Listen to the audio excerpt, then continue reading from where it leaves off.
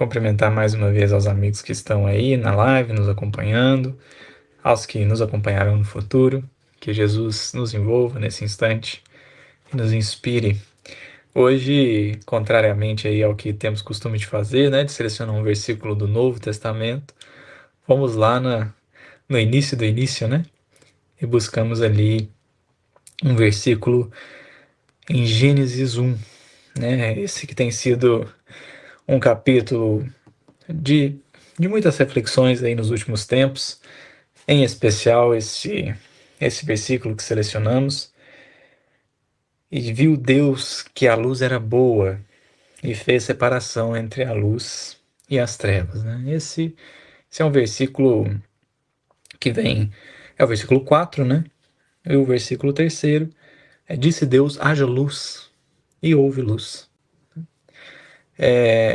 Esses dois versículos, né, mas em especial o quarto que selecionamos, tem sido objeto de muitas reflexões por aqui e nós gostaríamos de compartilhar. Porque há algo nesses dois versículos, né, mas esse é o quarto versículo é o que deixa isso claro. Há algo aqui que nos surpreendeu, de certa maneira, que foi o fato de que, não obstante Deus, que é Deus, né, que é o ser supremo da criação, que é a inteligência máxima, né, que é o Todo-Poderoso, não obstante Deus ter dito haja luz, num cenário onde havia apenas treva.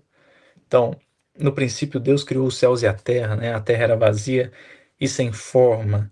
Havia trevas sobre a face do abismo e o Espírito de Deus pairava sobre a face das águas. Esses são os dois primeiros versículos, e ali está dito que então existiam trevas, né? As trevas já estavam postas. E Deus, que é Deus, chegou e falou assim: haja luz. E houve luz. Mas o que nos tocou ultimamente é que, embora Deus, que é Deus, tenha dito haja luz, depois do ato de dizer, não houve apenas luz. E isso nos chamou atenção. Foi Deus quem disse haja luz, e aí o que se esperaria depois é que, Deus tendo dito haja luz, é que se houvesse apenas luz. Mas não foi assim que aconteceu. Deus disse haja luz, e depois ele faz uma separação entre a luz e as trevas. E aí no versículo seguinte se diz, né, que Deus chamou as trevas de noite e a luz de dia, dando então o cenário em que a treva continuava ali. E isso nos chamou atenção bastante, porque um cenário onde havia luz, também havia treva. E embarcando um pouquinho nessa reflexão é que nós começamos a compreender uma fala do Honório Abreu, né? O Honório dizia assim: nós precisamos das trevas. E aí, assim, pô, mas que cabeça, né? Que coisa é essa? Nós precisamos das trevas. E refletindo sobre isso, parece fazer sentido, embora ainda seja algo que estamos em construção, em construindo, né?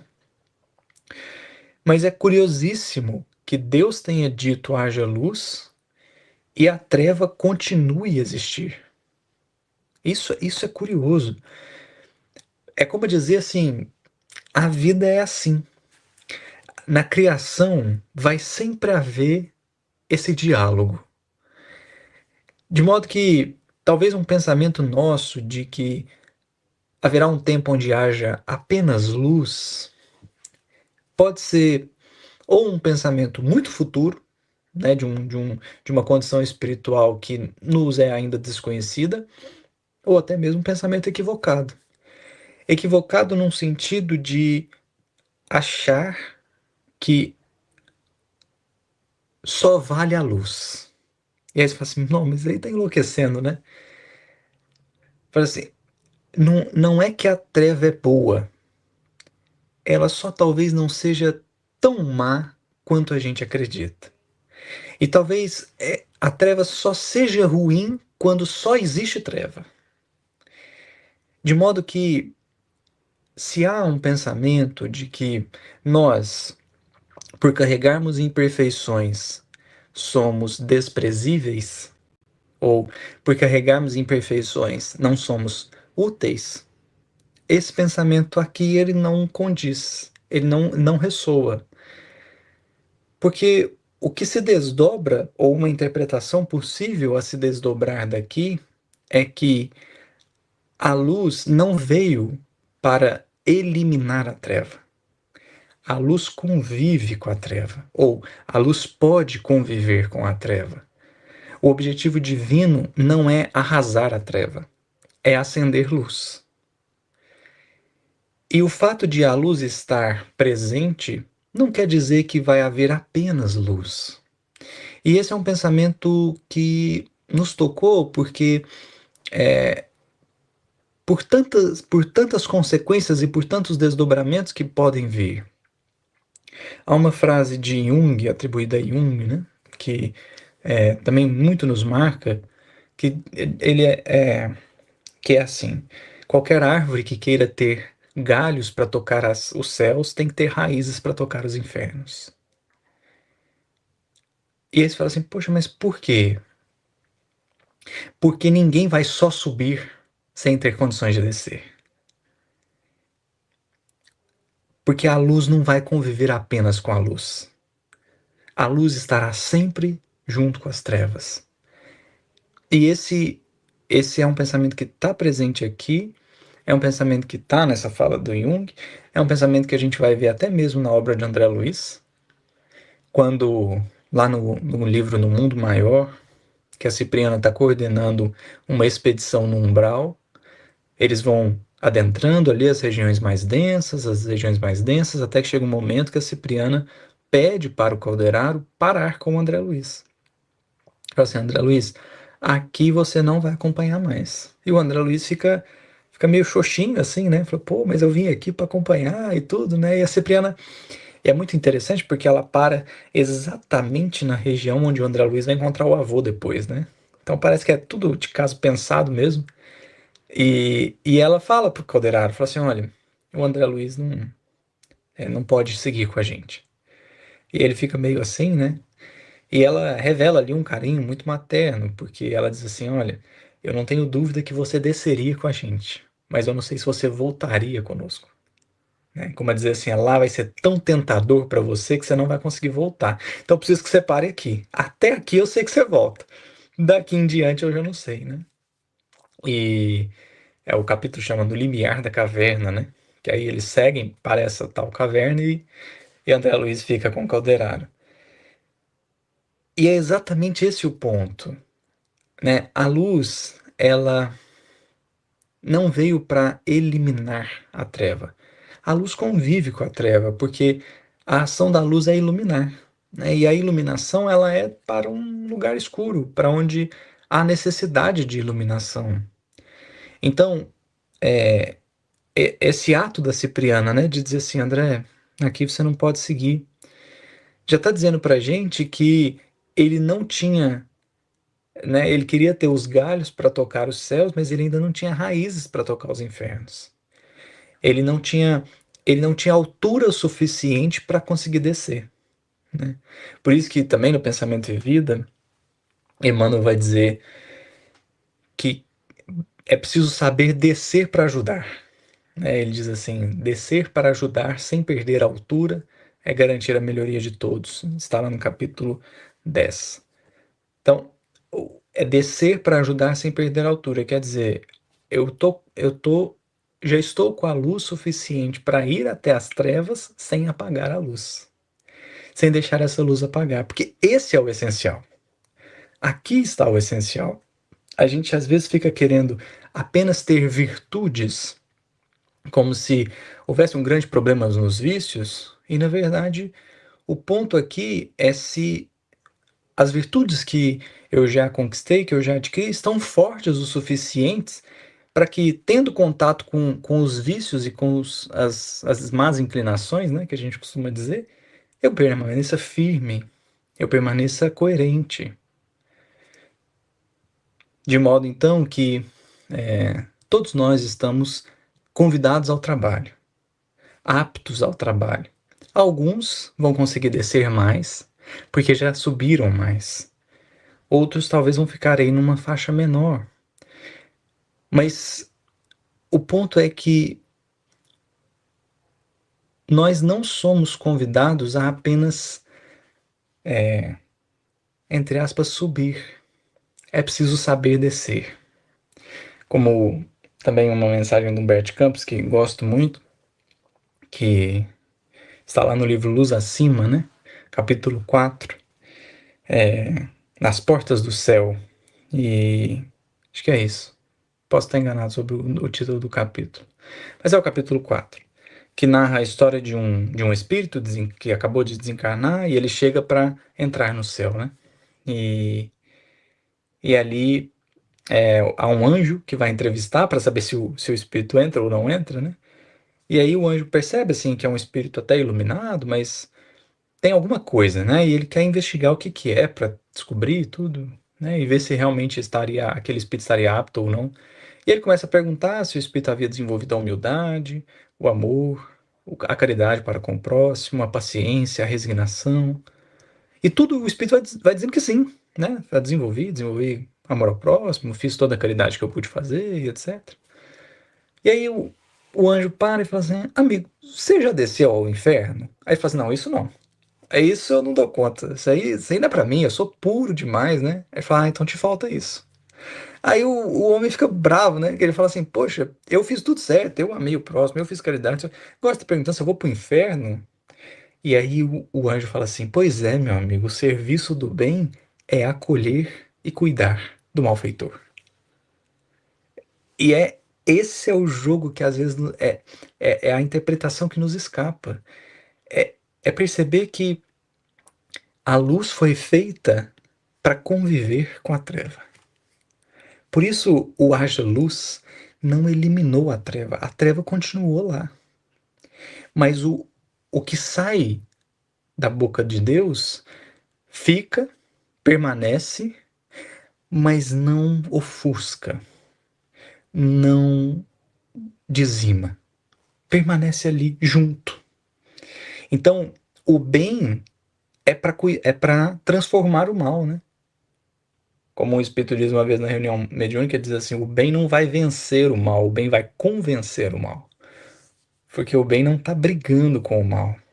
O bem não veio para matar o mal, o bem veio para transformar.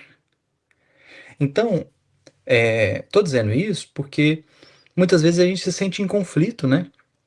Ainda, acho que ontem, estava fazendo uma live aí com uma outra companheira espírita, e aí ela terminou, né, falando que muitas vezes foi criticada porque teve um problema com o filho, e nesse problema com o filho ela se desesperou muito, assim, né? Sentiu muita dor, né?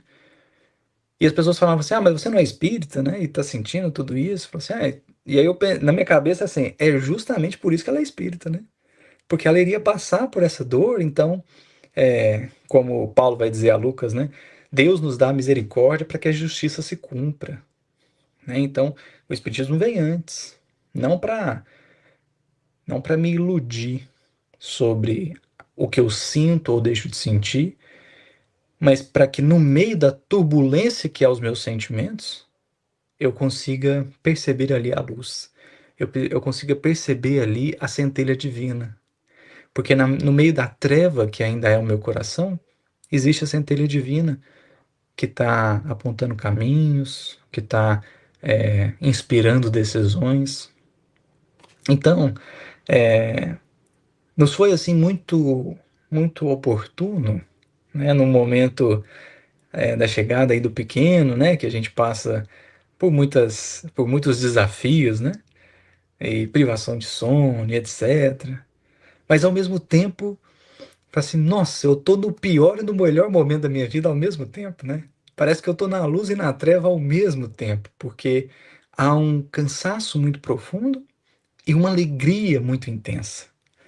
E numa das noites, né, assim, que a gente passou, me veio isso. Falei assim, olha, se você quiser experimentar a bênção da paternidade, você vai ter que experimentar a treva da paternidade. A dificuldade que é, o desafio que é. Só que é aquele desafio que você passa sorrindo, que você passa feliz, apesar de ser um desafio, né? Então, ficou muito claro ao nosso coração que o grande desafio da vida não é viver apenas nos cimos da luz, mas é perceber que quanto mais alto a gente subir, mais baixo teremos que descer, ou sermos capazes de descer. Então sempre haverá luz e treva, porque isso é a, a dicotomia, né? Isso é o diálogo que existe na criação. É por isso que só Deus é perfeito, porque só Deus é um, só Deus é estável, só Deus é imutável. Ele está acima, ele é perfeito. Nós somos perfectíveis. Então aqui sempre haverá essa questão. Se eu subir muito, eu vou ter que descer muito. Então, você imagina Jesus que chegou ao mais alto grau da evolução espiritual, desceu na Terra. Então, não existe espírito que sobe e fica lá. Não, ele sobe para poder descer cada vez mais. De forma então que o convite para nós não será de não será apenas de vencer esse mal que a gente tanto chama, que a gente tanto observa, mas de construir experiência, de construir sentimento que possa conviver sem se contaminar com a treva. Porque Deus faz a separação, mas não tira a treva da história. E é por isso que eu queria passar aqui numa mensagem de Emmanuel, pensando em tudo isso, né? Uma mensagem que gosto muito, que já me serviu em muitos momentos, em muitas experiências. É uma mensagem chamada Sirvamos ao Bem, que está no livro Fonte Viva. É o capítulo 106. Aqui, pelo menos que nós conseguimos perceber, há dois focos, né? Emmanuel está trabalhando duas ideias.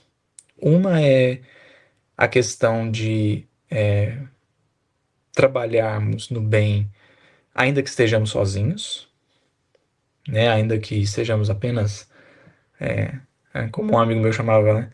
Fala assim, uma equipe, né? Tipo, é só você, né? Ainda que seja só você, mas seguir firme no trabalho. É, é ali o primeiro tópico, né? Que Emmanuel vai trabalhar. Mas o segundo, que nos interessa mais, mas faremos aqui a leitura da mensagem toda, né? O segundo que nos toca mais aqui é o como a gente trabalha. É como que a gente se comporta ou como que a gente vai para esse serviço ao bem, né? E aqui me chama a atenção que a mensagem é sirvamos ao bem, porque quer dizer que o objetivo aqui não é o bem pessoal. Sirvamos ao bem maior. Então é um bem para todos, é um bem divino. E aí, nesse sentido, o como a gente faz esse trabalho é importante. O como a gente faz esse trabalho é importante. E aí, vamos passar para a leitura da mensagem, porque aí a gente dá esse foco, né, que toca mais ao tema que selecionamos hoje. Emmanuel vai comentar o Evangelho de João, capítulo 1, versículo 5, e totalmente conversando aí, né, aliás, o capítulo 1 de João conversa muito com Gênesis 1, né, e a luz resplandece nas trevas e as trevas não a retêm. Aqui é curioso isso, né? A treva é incapaz de reter, de apreender, de conter a luz. Porque a luz sempre vai extrapolar. Né? Sempre vai extrapolar. Então a luz resplandece nas trevas, né?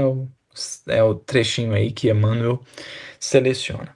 Aí ele diz assim: não te aflijas, porque estejas aparentemente só no serviço do bem. Aparentemente, né? sozinho, antes de reunir os companheiros para o serviço apostólico. Sozinho, à frente do mundo vasto, à maneira de um lavrador, sem instrumentos de trabalho, diante da selva imensa. Nem por isso o cristianismo deixou de surgir por templo vivo do amor, ainda hoje em construção na terra para a felicidade humana. Então, aqui é o primeiro tópico, é o primeiro ponto. Então, porque ninguém está perguntando se a gente vai fazer mais rápido ou mais devagar, se a gente vai fazer quantos metros quadrados de construção que nós vamos fazer, né? Não, a questão aqui é, a gente vai permanecer ou não? Porque a obra feita no tempo, ela é, ela é grandiosa, né? Você pega, às vezes a gente entra assim em lugares suntuosos, grandiosos, e acha que aquilo lá surgiu de uma hora para outra, e na verdade não. Então, aquilo onde se há paciência, né? Naquilo onde temos paciência para construir, o resultado sempre vem, né? Isso é importante porque se a gente fica frustrado porque o trabalho é pequeno, porque não vem muita gente, etc., é preciso fazer uma reflexão interior. Por que de acho nós estamos preocupados com o tamanho, né? O que que há em nós que nos faz ficar intrigados com o tamanho? E aí a gente vai claramente perceber o que que é, né? Só tem uma característica nossa que quer brilhar, que quer aparecer mais do que os outros. Então, Jesus era sozinho, né? Era só ele. Você imagina, eu dou. Nossa, quando eu desencarnar, eu falo assim, nossa, o que que eu preciso para assistir Jesus no começo, né? Porque eu imagino Jesus falando, nó, mas tem coisa para fazer, viu? Meu Deus do céu, tem muita coisa para fazer. E caminhando ali, né? Tranquilo, sereno. Como diz lá no Boa Nova, né? Jesus diz para, acho que para Bartolomeu, né? Assim, você acha que eu sairia do seio do Pai sem a certeza da vitória, né? Nossa, que bênção que é, né? Então, Jesus era sozinho e fez, né? Fez o que pôde fazer, o que lhe competia fazer, né? Sem se preocupar aí com a grandiosidade que tomaria depois a obra, né? Então esse é o primeiro ponto. É o como nós estamos. Se está sozinho, se está em companhia, isso, isso é secundário. Isso é secundário. O importante é trabalhar. Porém, aqui se desdobra o segundo ponto que a Amanda vai trabalhar agora na mensagem, que é só dá certo se nós cultivamos o sentimento adequado, né? Se nós somos capazes de resplandecer na treva, se essa luz é capaz de resplandecer na treva. E, e aí agora, é porque assim, se não houver o sentimento iluminado, a gente não consegue conviver com a treva, aí a gente vai apagar. Aí a gente acaba, em vez de transformar a treva é que nos transforma. Aí é que é o perigo. Esse é o ponto. Porque o problema não é existir a treva, o problema é não existir luz. Aí aqui é que é o cuidado. Então, se tem vício, se tem má inclinação, isso não importa. Ou pelo menos não é o mais importante. O mais importante é se existe luz frente a tudo isso.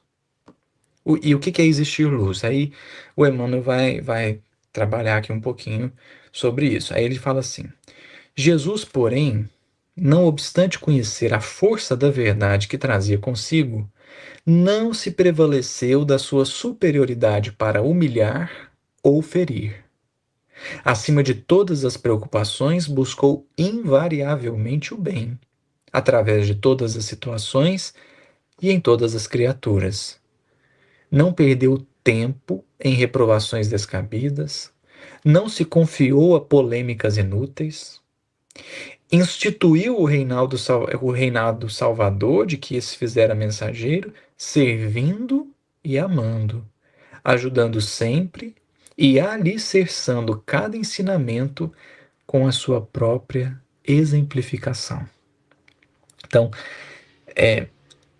como Jesus estava sozinho, como ele sentia, que é o que Paulo vai dizer, né? Que haja em vós o mesmo sentimento que houve em Jesus. O que Jesus estava sentindo? Não era não era o sentimento de violência, não era um sentimento de vitória, tão somente naquele sentido de sair atropelando o adversário, né? De sair é, agredindo o adversário. Não é o sentimento de convencimento, não quer convencer ninguém, pelo contrário. Jesus nunca tentou convencer ninguém, ele só perguntou: você está disposto? Né? Você quer vir? Aí a pessoa fala: quero. Falei, então, alguns ele deixava vir, outros não. Nunca chegou para alguém que havia sido curado através dele para dizer: agora que eu te curei, você me segue. Pelo contrário, agora vai, né? Vai, não peques mais, vai, segue, né? Então, qual era o sentimento? Como é que Jesus estava interiormente? E aí é muito interessante porque às vezes a gente se lança a discussões para convencer pessoas, instituições. E assim, eu fico pensando quão próximo da verdade será que nós realmente estamos, né? Pra gente se dar o trabalho de convencer alguém de alguma coisa. Do que exatamente que eu vou convencer a pessoa, né?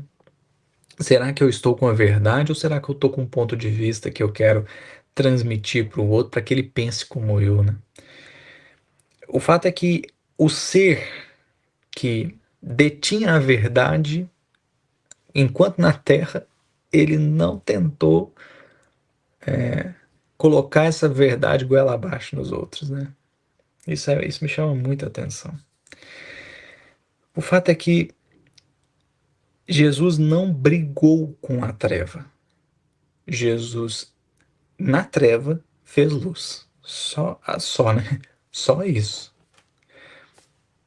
Não tem revolução de Jesus contra o Império Romano. Não tem briga de Jesus contra o Sinédrio. Não tem. Eles é que brigaram com Jesus, mas Jesus não devolveu, pelo contrário. Qual que era qual que era a postura interior de Jesus? Que Emmanuel para mim resumiu nessa frase.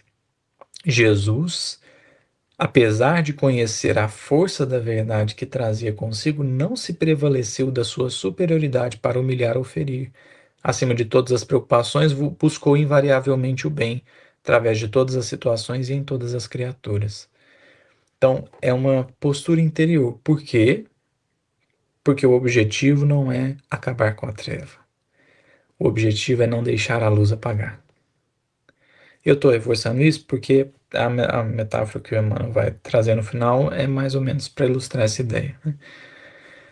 Emmanuel termina a mensagem dizendo assim: continuemos, pois, em nossa marcha regenerativa para a frente, ainda mesmo quando nos sintamos a sós.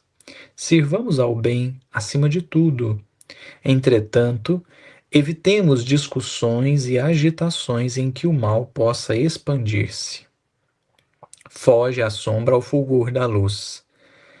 E aqui é uma metáfora linda, né? Não nos esqueçamos de que milhares de quilômetros de treva no seio da noite não consegue apagar alguns milímetros da chama brilhante de uma vela. Contudo, basta um leve sopro de vento para extingui-la. Ou seja, a pergunta aqui não é se você é uma vela ou um sol, né? Porque os dois têm importância, né? Como uma trovinha que ficou gravada pelo Chico, né? Se não me falha a memória, é mais ou menos assim: ação no bem, por mais simples, é sempre elevada e bela. O sol, luzeiro gigante, não faz a função da vela. Porque se estiver de noite, né? Acabou a luz, não tem sol, eu preciso da vela, né? Agora eu preciso da vela. E então a pergunta não é se a gente é um sol ou se a gente é uma velinha. Não importa, isso não é isso que importa. E também não é importante o tanto de treva que tem em torno. Por isso que o Emmanuel é fantástico, né? Milhares de quilômetros de treva no seio da noite não conseguem apagar a chama brilhante de uma vela. Então você pode estar no ponto mais escuro do planeta Terra. Você acende a vela vai ficar acesa. Porém, você faz um sopro e a vela apaga. E aqui é que é o ponto. Deus não está preocupado se a luz vai conviver com a treva, se vai ter treva ou não vai ter treva. Isso, isso não. Ou seja, a gente pode ser o pior ser humano, mas a gente vai apagar a vela ou não? Porque tem gente que faz força para apagar. Tem gente que faz força para ser mal. E aí, aqui é que eu acho que os espíritos lamentam. Não porque desconhecem que temos a eternidade pela frente, né? Fala, pô, mas tem a eternidade pela frente, por que você está lamentando o fato de ele estar, às vezes, agindo no mal, né? Uma hora ele vai melhorar, uma hora ele vai se transformar. Por que os espíritos lamentam? Porque ele está fazendo força para apagar a chama dele. Isso aí é besteira. Então, Deus faz a separação entre a luz e a treva permanece lá, mas a luz também. E esse é o ponto mais importante. Não importa os nossos vícios, não importa as nossas más inclinações, importa que haja luz, importa que haja disposição, porque, em geral, a gente gasta mais energia para apagar a vela do que para mantê-la acesa. E mantê-la acesa seria muito mais fácil. Não porque Emmanuel está aqui favorecendo uma posição até meio covarde, né, de quem é, porque tem o covarde que não entra na discussão e tem o sábio que não entra, né? O sábio não entra na discussão não porque ele tá com medo do que ele vai sentir. O sábio não entra porque ele entendeu que não dá para convencer quem não quer ser convencido. De modo que se há luz dentro de nós, deve existir um propósito maior de servir ao bem, em meio à treva, em meio ao caos do mundo, mas existe uma disposição interior. E essa disposição, ela está em todos os lugares, com todas as pessoas. E é isso que a gente precisava nutrir mais. E isso é o que precisava ser mais nutrido. Porque aí você está indo super bem. Está trabalhando, está estudando, está indo super bem. Mas as agitações do mundo, né? Às vezes a gente acha que está maior do que é. E aí se põe na posição de transformar o outro por ele mesmo, às vezes de em se impor. E o trabalho de Jesus não é esse. O trabalho de Jesus é não deixar a chama apagar. Então, talvez a gente possa dizer, né, o Espiritismo nos dá ferramentas para eu perceber que eu posso ir a todos os lugares, conversar com todas as pessoas, mas também nos dá ferramentas para se perguntar assim: se eu entrar aqui, eu saio como eu sou, né? E se eu não saio, é porque tem uma fraqueza minha. O problema não está no lugar. O problema é uma fraqueza minha. Então eu preciso me fortalecer. Então há uma discussão. Você entra cristão. Você sai cristão da discussão, né? Se não sai, então aí está um ponto para trabalhar. Tem um lugar.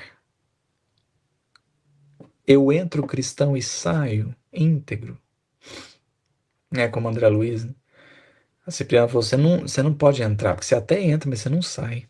Então, nesse lugar, com essa pessoa, nessa situação, às vezes vai ser uma situação que eu vou agitar a velhinha e ela apaga. Então, o mais importante é isso. A treva não é para ser eliminada, é para ser iluminada. E é preciso, portanto, fortalecer essa luz, sem se preocupar tanto com, sem se preocupar tanto com, um abraço aí, minha amiga, que bom que você pode estar conosco, sem se preocupar tanto com o que há de mal. Então, isso aí é consequência natural, isso aí é da própria natureza humana. O quanto que há de bem, né? O quanto que há de bem. Porque aí a gente vai entender o quanto que as discussões são pueris, são frágeis, né? Assim, aí você vai ver, tá uma pessoa discutindo com outra por causa de uma posição política. E eu sempre falo, eu queria, tudo que eu queria era que o nosso problema fosse política. Seria bom demais, que a gente resolvia, né? Ia lá, votava e resolvia. Mas não é. Infelizmente não é. Tudo que eu queria era que o nosso problema fosse uma religião. Que aí a gente instaurava um sistema, né? Que é igual Jesus fala lá para Mateus no Boa Nova, a gente instaurava um sistema e forçava todo mundo a ser espírita. Pensa. Tudo que eu queria era isso, né? Falei assim, nossa, sabe qual que é o problema do mundo? É que as pessoas não são espíritas. Pô, então vamos resolver, ué. É como diz Jesus lá no Boa Nova, a gente pega as armas, monta os exércitos e impõe o espiritismo para as pessoas. Aí resolveu o problema, mas não é isso, né? Esse não é o problema.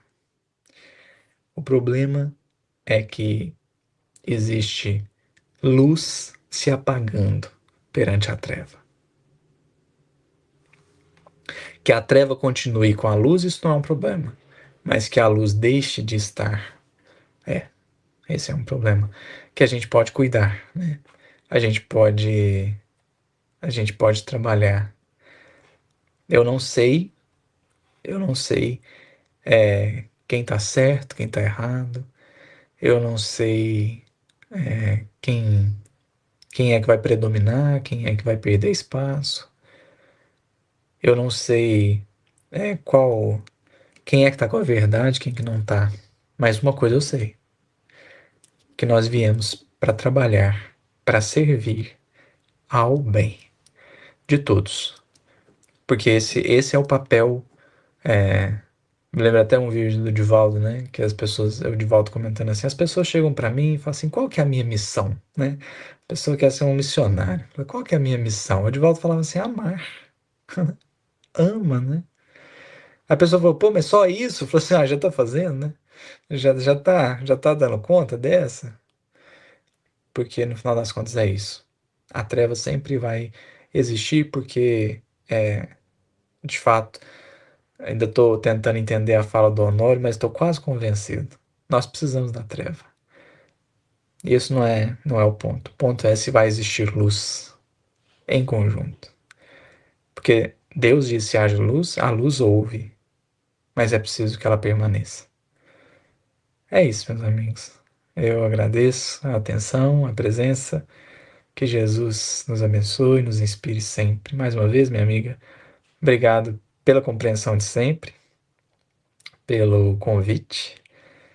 Que Jesus possa inspirar aí o trabalho do NEP Gesiel e o Papo de NEP.